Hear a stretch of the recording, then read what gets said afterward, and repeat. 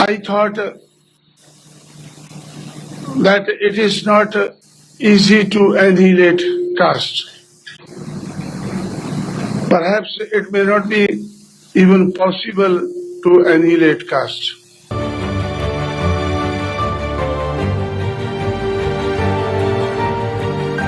What should be done?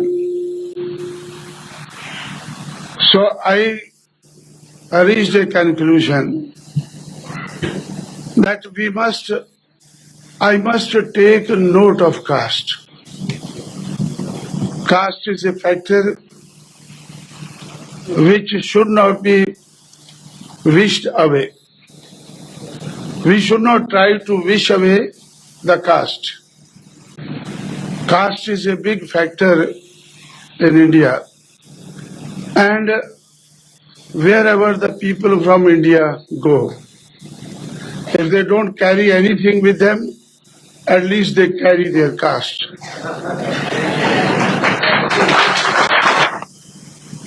I have decided that if I had to think about eliminating caste, then I must study more deeply, not on paper, not in books, but in life. I must study more deeply about the caste factor. So, in this conference, while taking note of your desire, all of you have come from all over the world.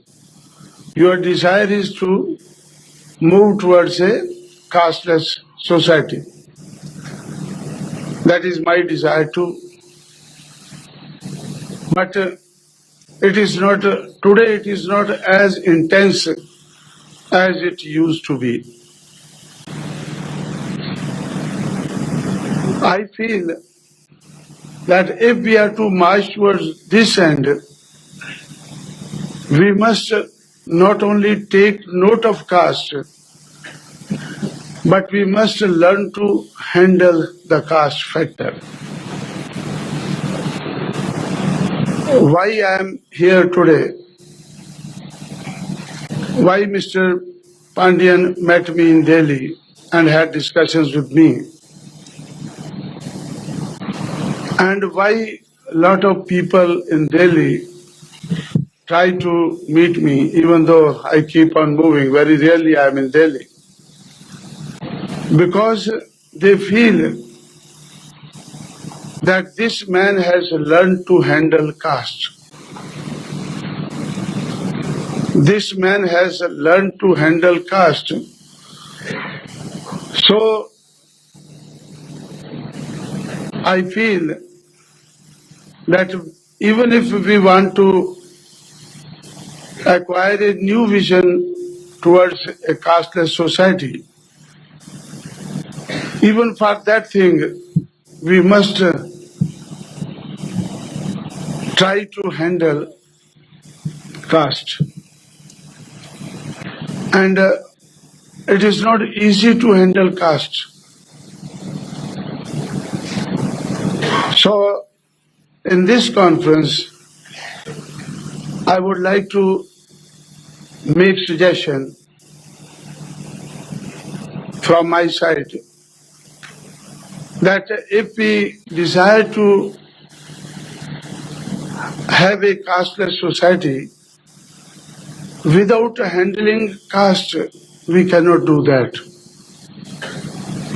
जो bare minimum हर party कहती है कि रोटी, कपड़ा और मकान, ये तीनों चीजें होनी चाहिए, तो मैं समझता हूं कि इसके लिए जो करने में कमी रह गई है, कहने में कोई कमी नहीं रही है।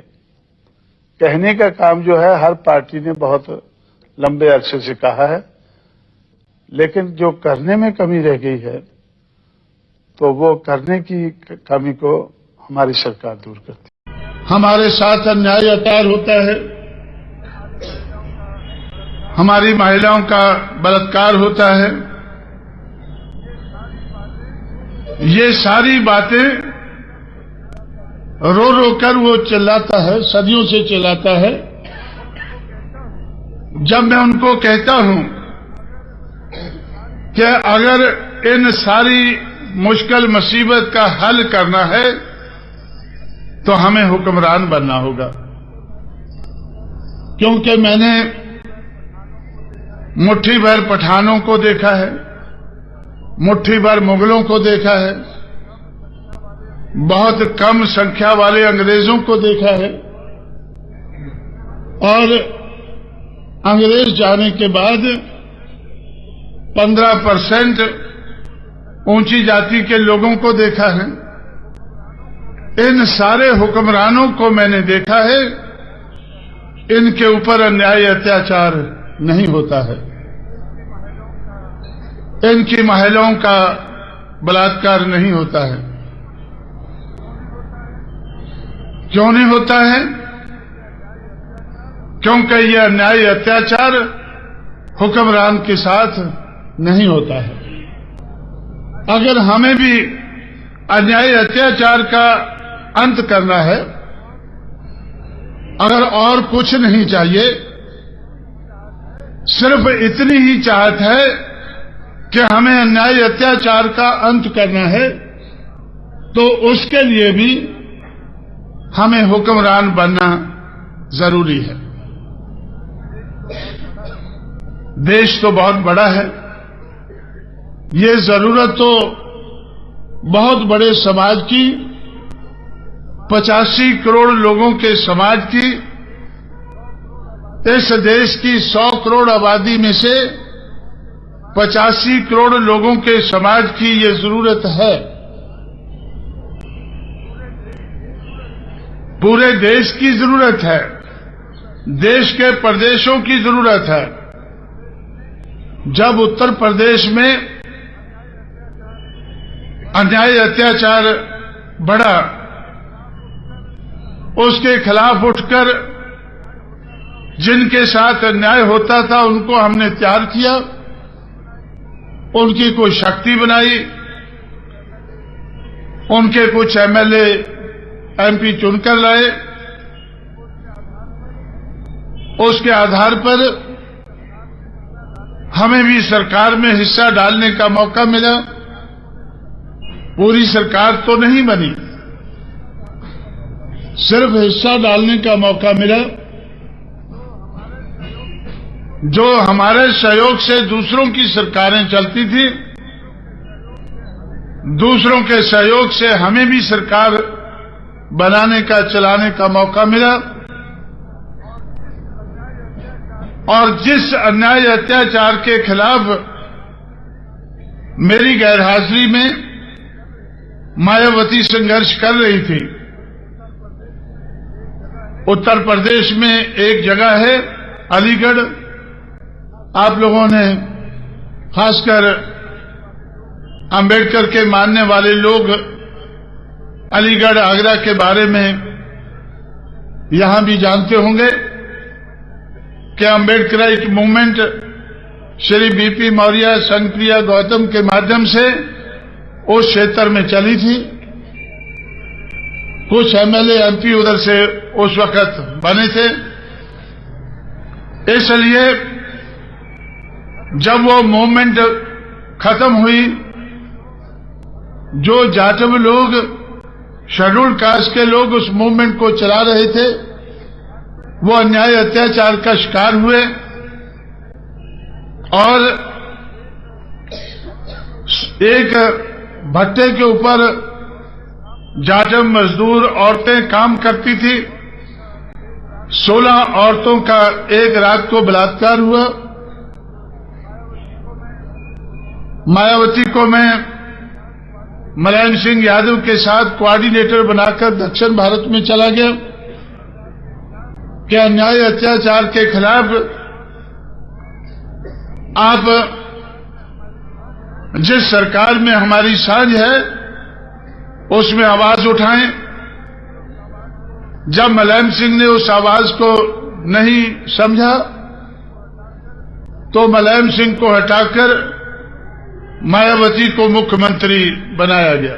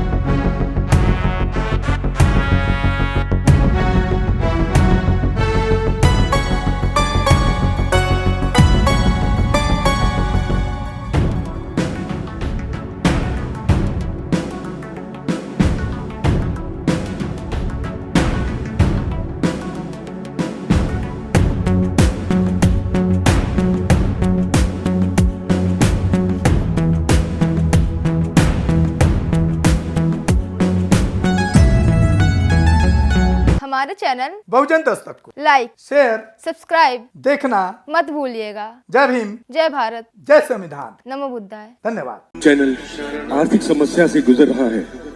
अगर आप बहुजन समाज में बाबा साहेब अम्बेडकर और तथागत बुद्ध की विचारधारा को अधिक से अधिक लोगों तक पहुंचाना चाहते हैं तो हमें आर्थिक सहयोग प्रदान करें, ताकि हम अपने चैनल के माध्यम से देश विदेश में समता, बंधुता, एकता और संवैधानिक अधिकारों को ज्यादा से ज्यादा लोगों तक पहुंचा सकें। आप अपनी सहायता राशि नीचे लिखे खाते में जमा करा सकते हैं। खाता धारक गौतम रत्ना, खाता संख्या 3169576865 IFSC कोड SBIN 0060336, बैंक भारतीय स्टेट बैंक। आप हमारे बैंक खाते का विवरण स्क्रीन पर भी देख सकते हैं। जय भीम, जय भीम। मैं गौतम रत्ना आपका बहुजन फिल्म प्रोडक्शन में स्वागत करता हूं और आप हमारे प्रोडक्शन हाउस के अंदर अपना कैरियर बना सकते हैं as a film director, as a producer and actor and actress and editor and cinematographer also. अगर आपको फिल्म से रिलेटेड कुछ भी प्रोजेक्ट आपको बनवाना है तो हमारे पास में पूरा सेटअप है, जिसमें फिल्म कैमरा है, शूटिंग लाइट्स है और एडिटिंग है। सारा A to Z एक ही जगह पर आपको हमारे यहाँ पर मिल जाएगा। तो दोस्तों, आप हमें कांटेक्ट कर सकते हैं हमारे नंबर्स पर 9810085714 और 8510005714। हमारे वेबसाइट पे विजिट कर सकते हैं www.filmserviceindia.com और हमें मेल भी कर सकते हैं gautamfilmsproduction@gmail.com पर। धन्यवाद।